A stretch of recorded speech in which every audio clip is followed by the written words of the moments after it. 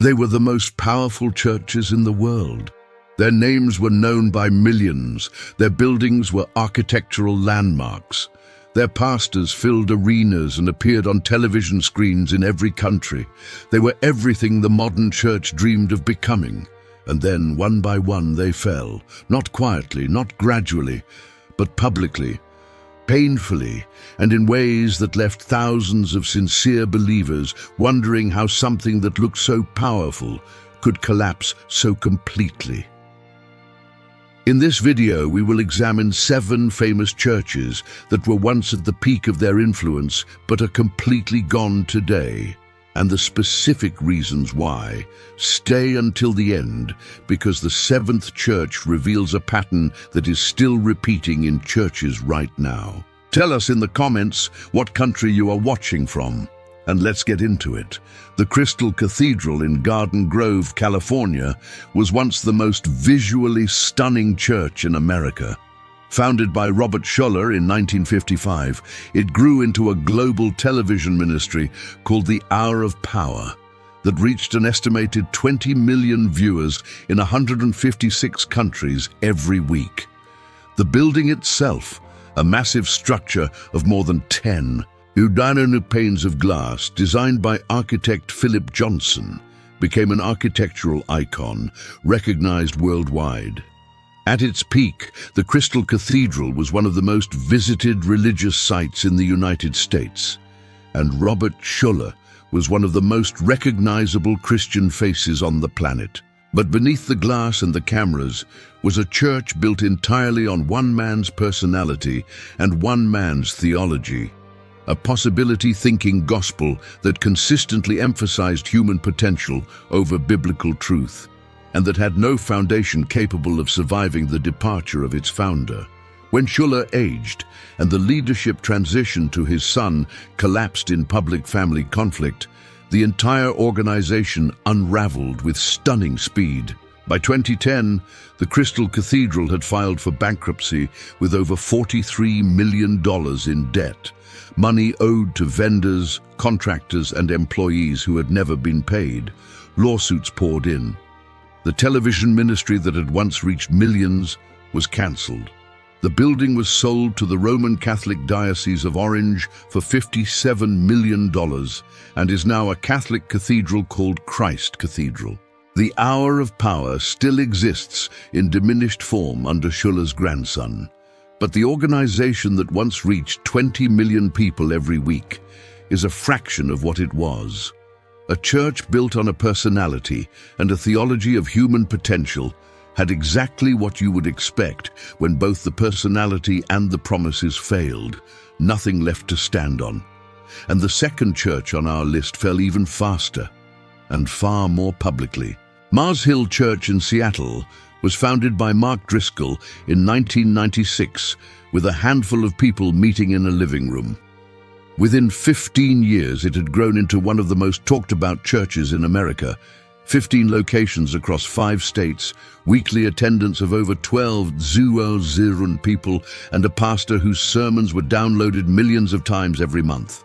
Driscoll was raw, confrontational, and theologically sharp in ways that few communicators could match.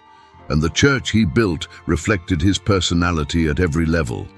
But that personality had a shadow side that had been documented by former elders and staff members for years before it became public. In 2014, a formal charges document signed by 21 former Mars Hill elders detailed a pattern of spiritual abuse, intimidation, domineering leadership, and the manipulation of the New York Times bestseller list, using church funds to purchase Driscoll's own book in bulk. When the accusations became impossible to ignore, the collapse was total and instantaneous. Driscoll resigned in October 2014. Within weeks, the entire Mars Hill organization announced it would dissolve. 15 campuses either closed or disaffiliated. Hundreds of staff members lost their jobs, and thousands of members were left without a church. By January 2015, the Mars Hill name was gone. one of the fastest-growing churches in American history, had become one of the fastest collapses in American history. Not because the gospel had failed, but because a church built around a singular dominant personality had no foundation capable of surviving when that personality was removed. And the third church on our list followed a nearly identical pattern, except that it took decades longer for the hidden reality to finally surface. Willow Creek Community Church in South Barrington, Illinois, was not just a church, it was a movement. Founded by Bill Hybels in 1975, it pioneered the seeker-sensitive model that reshaped evangelical church culture worldwide and trained tens of thousands of pastors through its Global Leadership Summit.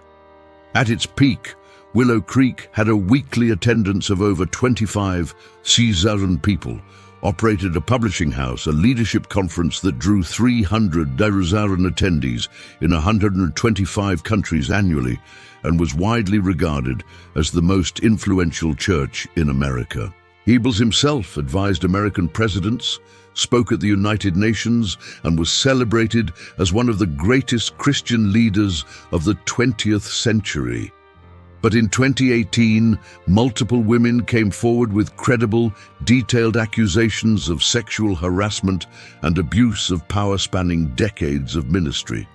The initial response from Willow Creek's leadership made the crisis worse. The board dismissed the accusations, questioned the credibility of the women, and publicly supported Hybels before eventually reversing course entirely. Hybels resigned. The entire elder board resigned. The senior pastor who replaced him resigned. The church that had taught thousands of pastors how to build influential churches spent years trying to survive the revelation that its own founder had been living a double life behind the platform. Willow Creek has survived, but its attendance has never recovered. Its influence has collapsed, and the Global Leadership Summit that once drew 300,000 people has been rebranded and restructured beyond recognition. The most celebrated church leadership organization in the world had no real accountability structure when it needed one most. And the fourth church on our list reveals what happens when an entire denomination is built on the same fatal flaw. Harvest Bible Chapel in Rolling Meadows, Illinois, was founded by James MacDonald in 1988, with 18 people meeting in a high school gymnasium. By 2019, it had grown to one of the 50 largest churches in the United States, 12,000 members, 8 campuses in the Chicago area, a nationally broadcast radio program, a Christian school with 700 students, and a church planting network with over 170 affiliated churches worldwide. MacDonald was celebrated as one of the most gifted preachers in evangelical Christianity, passionate, direct, and theologically serious in ways that built enormous loyalty among his congregation. But for years, former elders and staff members had been raising concerns about financial mismanagement, authoritarian leadership, and a culture of fear and intimidation that silenced anyone who questioned leadership decisions. The collapse came in February 2019 when recordings were released of MacDonald joking about orchestrating a plot to plant child pornography on the computers of a Christianity Today journalist who had been investigating the church. The recordings were aired on Chicago radio, and the response was immediate. MacDonald was fired, the entire executive committee resigned, the church's accreditation with the Evangelical Council for Financial Accountability was suspended, and thousands of members left. Former members who had given tens of thousands of dollars to the church began demanding refunds, citing a pastor living in a $2 million home funded by their donations. Harvest Bible Chapel still exists in diminished form, but it has never recovered, and the church planting network that once included 170 churches has been dissolved.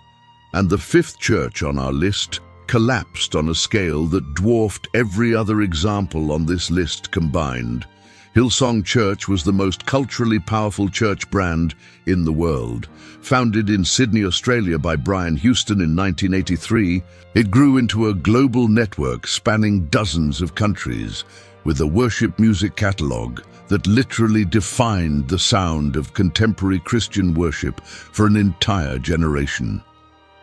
Hillsong United, Hillsong Worship, and Hillsong Young and Free produced songs sung by hundreds of millions of people in churches that had never heard of Hillsong itself. The church's New York City campus, led by Carl Lentz, became a celebrity magnet.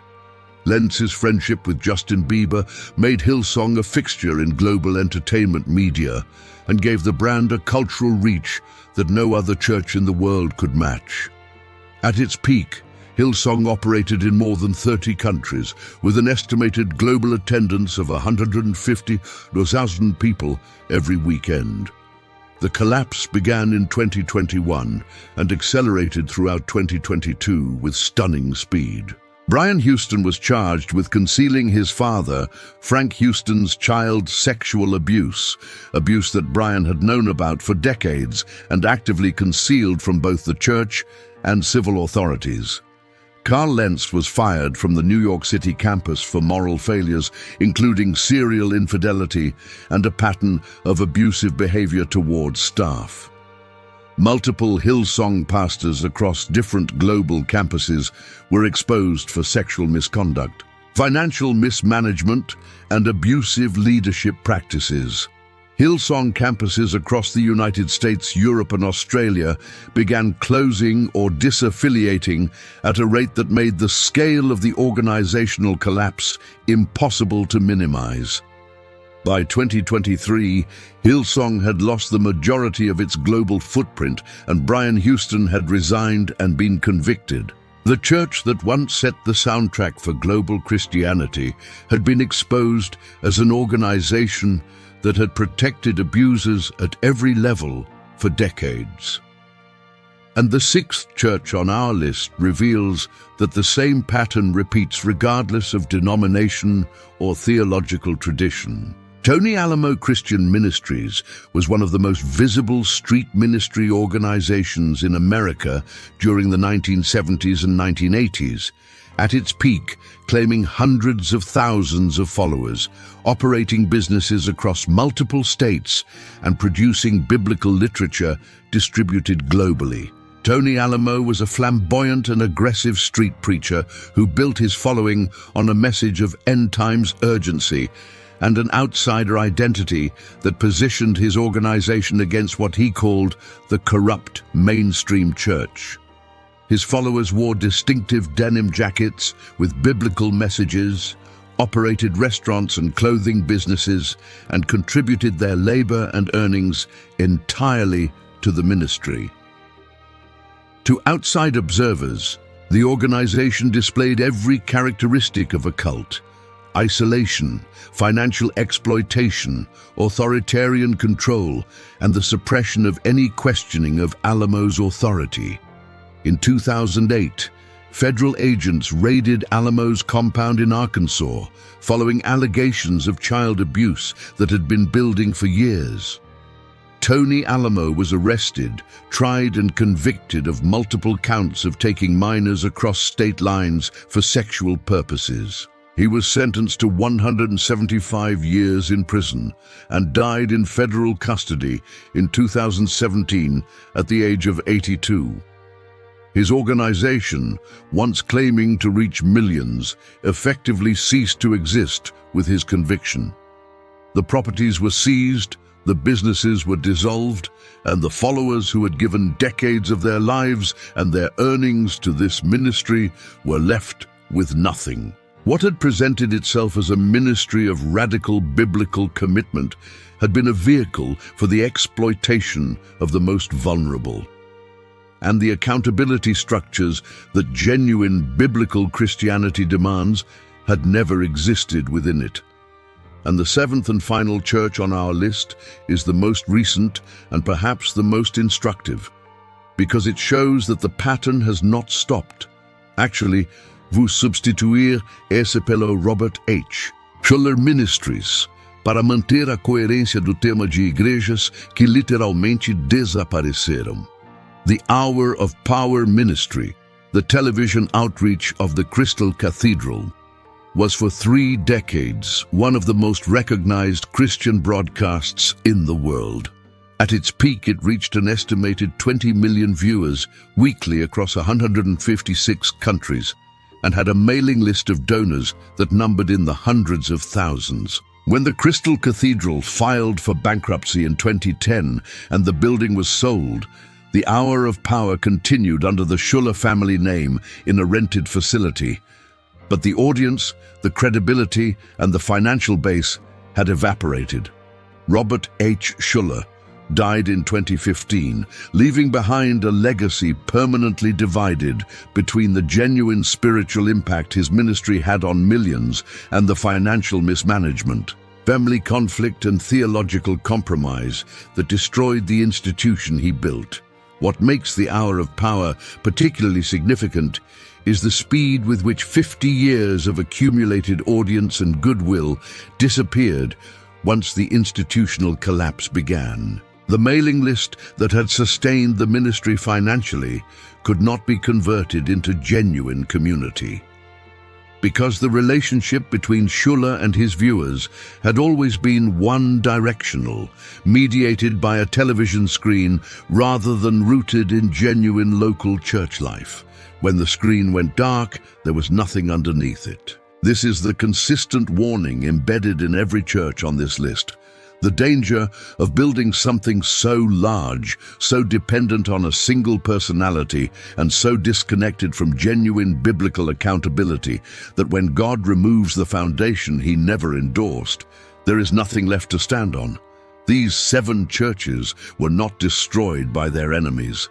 They were destroyed by the same forces that the Bible warned about from the beginning: pride, unaccountable leadership, the love of money, and the slow drift from the truth that happens when size and influence become more important than faithfulness. The question every Christian should be asking is not just what happened to these churches, but whether the same warning signs are present in the church they attend right now.